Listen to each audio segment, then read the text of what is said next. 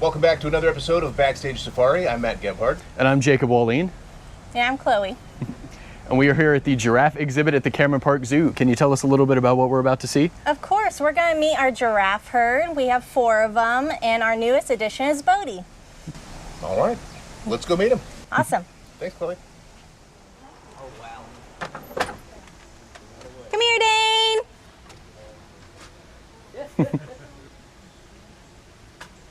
He's like, I'm busy.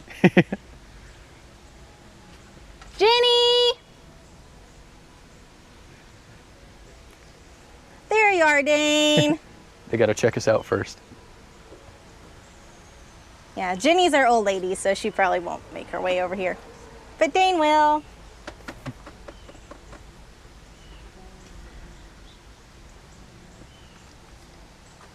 What do you think? You gonna come closer? So you said you have 4 giraffes here? We do have 4 giraffes here. Our newest addition is Bodhi. He's sitting on the hill by Mom.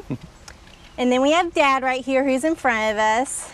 He's thinking if he should come up or not, but he's going to decide that Elias I can back up wins. a little if you need. Oh no, you're all good. He is very used to this. He actually loves our feeding deck. He comes up here and kind of hogs it. Jenny tries, but sometimes she's like, I'm not going to even bother with it. But yes, and then our 4th giraffe is Jenny. You may tell that she is a different color and pattern because she is a different species of giraffe. She is our reticulated giraffe, while our other 3 are Maasai giraffes. You can kind of tell the difference. Here, I'll give you a piece of lettuce if you want to feed him. You can tell the difference. Jenny is more of an orange color, while Dane, Ellie, and Bodhi are more of a brown color. And then their spots have lines going in them, while Jenny's have more full circles. Okay. What else about them? So, them 3 are Maasai giraffes, and they are endangered in the wild. With the birth of Bodhi, it helps the AZA population diversify their genetics. And hopefully they'll have another calf here later. They were paired very well through our species survival plan, which means that there's basically like a matching, like a dating app for our animals. And they get to be paired up based off their genetics. So Ellie came here from San Diego Zoo about 2 years ago to be matched with Dane. And they did their jobs. And now we have little Bodhi, who is just 6 weeks old. Oh, he does get spooked. Giraffes, you may think they're really big creatures and they're all tough and mighty, but they're actually really nervous animals. Little things as new enrichment can really make them nervous. I learned that lesson the hard way by putting some new enrichment in our giraffe barn, and they did not want to come in. What was it? It was a scratcher. Dane loves scratching his neck and his head, so I was like, I'll provide you with a little brush. Oh no, definitely scared of it. But they are getting more used to it. I actually hung it right by Jenny. She's over here licking it right now. But giraffes do tend to lick things and kind of stand there just licking the fence. They like to lick the salt soften, whatnot. But they're just curious. They're like toddlers exploring with their hands, but they explore with their tongues, which is pretty cool. They also use their prehensile tongue to grab the leaves off the branches. So you can see Dane has cut our tree and made it a nice little sculpture because that's as far as he can reach. All the other trees you can tell that he's eaten the leaves off of because of that. So if they're on a dating app, how long do they typically stay at zoos? So they are in zoos their whole life. The males get switched around more than the females. It's just easier to move one male than multiple females. But a lot of times they stay for a very long time. Dane has been here for over 10 years. Ellie has been here for 2, and Jenny has been here for about 31 years, so majority of her life. So when Bodhi gets older, probably around 3 to 5 when he's mature, he will move to a different facility to be a breeding pair with some other giraffe herd, which is very exciting. But for now, he gets to grow up here and be with Mom and Dad and Aunt Jenny. Jenny loves any form of babies. Any kudu babies, bird babies, she's all like, ooh, baby. So. They get along with, clearly there are birds that are walking through their area. Yes. They're fine with it? Yeah, so this is our multi-species hoof stockyard. So we do have kudu, which are actually over here. We have 3 kudu, and then we have some bird species. We have a hornbill, and she's kind of looking around, kind of curious. She's trying to figure out where I'm at. And then we have a stork in the back. And then we also have crown cranes that share this yard too, but they are inside due to having eggs and roosting on them. But they do really well. Ellie is very protective and will get between Bodhi and the other animals, being like, I need my bubble. But no, they do really well together. That is part of the reason why Bodhi is on the hill. It kind of stays away from the other animals. But that's his favorite spot. It is also shaded, so he will follow the shade of the tree. In the morning, he does have zoomies, which is really cute. And then he gets really tired and mostly naps during the day or follows mom. How do they adapt to the changing seasons in Texas? Ooh, so that's a good question. In the wintertime, we do keep them inside. So their weather requirement, it has to be higher than 55 degrees. So if it's lower than that, they're going to stay inside in a nice heated barn. But they do really well. They do get access to the day yards, even though it's a little cold. When it becomes under freezing, they don't have access to their day yards. But they do really well. They can eat hackberry, American elm, and cedar elm, which grows all here in Texas. And then in the wintertime, when everything dies off, we do ship in browse just for them. Also in the wintertime, we'll supplement browse to do bamboo and lettuce also. So they're always having some sort of browse material, which they have every day. Yeah. And this deck here is where do y'all always feed them from up here? No, actually, so this is our feeding deck that we have open in the summer on weekends. But our behind the scene tours, we actually will go in the back and they'll reach over that main gate back there. As our 2 primary feeding spots. Sometimes us keepers can go around our fence line and feed them through there, but primarily it's going to be this feeding deck or our back gate. Okay. And you said they've all been here for several years, except Bodhi, obviously, who's very young. How old are they? So Bodhi, starting with our newest, is 6 weeks old, so just over a month, and he's doing extremely well. Ellie is just 4 years old, so she is sexually mature at 3, which is what happened. But she still has some growing to do. She can grow up until she is about 7 years old.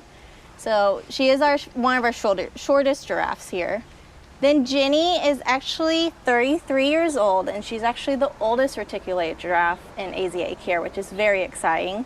The record is 34, and she's 6 months away from it, which is super exciting. She has no major health problems, so she's definitely going to make that record. Say, she seems to be going pretty strong. Oh yeah, she loves it. And then we got Dane. He is our 12-year-old male giraffe, and he's been here for about 10 years. What is the healthcare regimen for them like? Oh yeah. Especially if you've got one that is about to break a record. Yeah, so for her, we do training for her hoof care.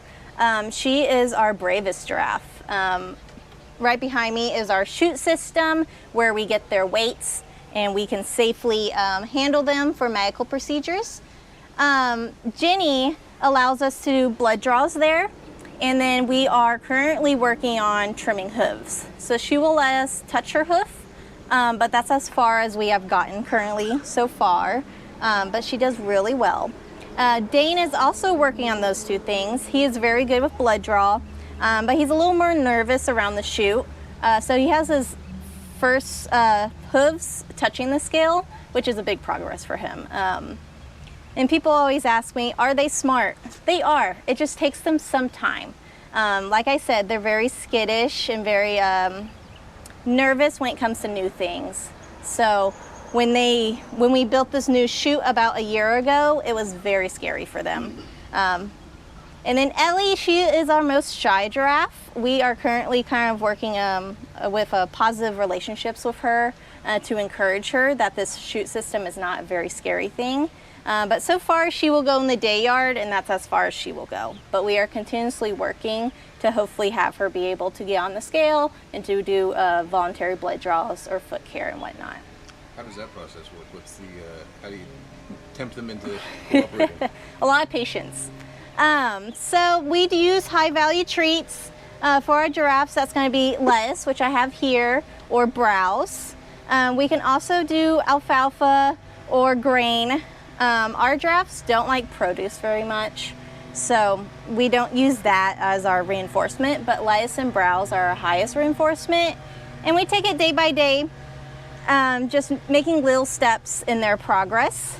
Dane, we always keep asking him to progress forward, so every day we're going to start a little farther back, and then at some point he will make it all the way through the chute. So with hoof stock, and training in general, it just takes a lot of patience and time. Does the skittishness come from survival instincts? A little bit, yes. She's very nervous around some people. Actually, our manager, she does not like her at all. If she enters the barn, she freaks out just a little, even though nothing bad happened. So she just doesn't like some people, and other people she's like, okay, I'll walk up and grab food from you. So we're just kind of working on that. She has come up for our behind the scene tours a couple times, but not very close. She'll stay like 3 feet away or whatnot. But hopefully we're going to build her confidence up with that positive reinforcement to allow her to feel safe with all the training and whatnot. You mentioned that Ellie was the one you said was relatively short. Yes. Compared to some of the others. How tall do they typically get, or how tall is Dane? So Dane, which I thought he was 18 feet, but we actually just measured him, and he's actually 16 and a half, which is average for males, about 16 to 18 feet. Ellie is 14 feet, and Jenny is 13 feet. So Dane looks really big compared to them. But that's probably around average. Females can range a little more, can range up to 16 feet. But our ladies are short ladies, which is that's okay. But also with males with their coloration, Dane's really dark. Bodhi is actually really light right now, but as he ages, he will darken up. It does help that Ellie is a very light color, so he may be a lighter giraffe than Dane. But that is why they are different colors, even though they're the same species. And you said that Jenny is a different species, but they still get Yes. along well? Yep, they get along just well, and Jenny was on birth control because of that. We did take her off of it because her and Ellie were housed together inside, and we had no problems. Just because of Jenny's old age, nothing is going to happen. But yes, they do really well together. There's no problems at all. What's your favorite part about working with them every day? Ooh. I love training. It's really rewarding to see them progress and do the end goal. So for Dane, it's going to be really rewarding when he finally steps on that scale and we can finally get like an official weight on him and whatnot. So I love that whole process. I'm currently training our hornbill, who is probably underneath us for attention. It's been really rewarding having her train for target and for station. And what's it like raising a baby giraffe then? Oh man, so we've done lots of baby watches. We do constant watches the first couple days where we are always either watching in person or we are watching on our cameras that we have set up for them. And then after a week, we go to about 30-minute watches. And then currently, I think we're on every hour. We are always having eyes on him, just making sure everything's okay. He does like to mouth things now. So he'll, just yesterday, he was actually picking up some alfalfa and kind of mouthing it, exploring it. He won't actually eat it for another couple months, but he's at the age where he's just exploring things at the moment. But he will be on mom's milk up to a year, potentially. if he chooses to, but they normally get weaned off at about 9 months. And you said he's part of the species survival plan. Can you tell us a little more about that? I know you covered a little bit already. Yeah, so the species survival plan is basically our pool of animals where people will kind of match mate our individuals for the best genetics possible, because we don't want to bottleneck our population or have inbreeding situations. So every animal has a genetic code that is connected through like blood samples and whatnot. And so when Bodhi does get older, he will get matched with another group of ladies, another herd, and we'll move to another facility to help diversify the population. And you work with other zoos around the country for that? Yeah, so we work within the AZA networking system. So most of the animals will stay in AZA care, and through our population, hopefully it doesn't happen, but if they do become extinct in the wild, we do have a population to work with where we could potentially start releasing them out in the wild. Currently there is no program to release giraffes out in the wild. There are other reintroduction programs with like native species and whatnot, but for giraffes there is none currently right now. Okay. And where do they typically live in the wild? So they're going to live in Africa. They're going to live in the savanna with where there's trees and whatnot, because that is their primary food source. In the wild, they do like acacia trees, which is really thorny. Our giraffes are really picky. They get to be picky, so they don't like acacia trees. But with acacias, they have a cool adaptation. They have really big thorns. So a lot of other host stock species won't eat that, but giraffes will. They have this special saliva in their mouth that coats the thorns, and it doesn't poke them on the way down. So it's pretty cool. But yeah, they live in the woodlands areas, savanna areas. They are a very keystone species, as because they are so tall, they can see predators from very far away. So if other animals see a giraffe running, they're going to be running with them because they see something they don't. Which is very important for all the species that hang out around giraffes. Makes sense. Yeah. And are all of the animals in this exhibit native to the same kind of area? Yes and no. They are mostly in the middle of Africa. So they do well with each other because of that. We do slowly introduce them, and they really cohabitate very well. Okay. Well, any other closing thoughts or anything you think people might want to know about them? Our little herd might be small, but they're very mighty. I just started working here about a year ago, so I've definitely fallen in love with giraffes. And I hope that the public does fall in love with giraffes, not just our giraffes, but all giraffes, and help them in the wild. We are partnered with Save Giraffes Now. They are part of our top 10 conservation partners. So by visiting zoos and AZA zoos specifically, you do help animals in the wild. Well, thank you so much for talking to us and introducing us to all of the animals. Cool, thank you so much.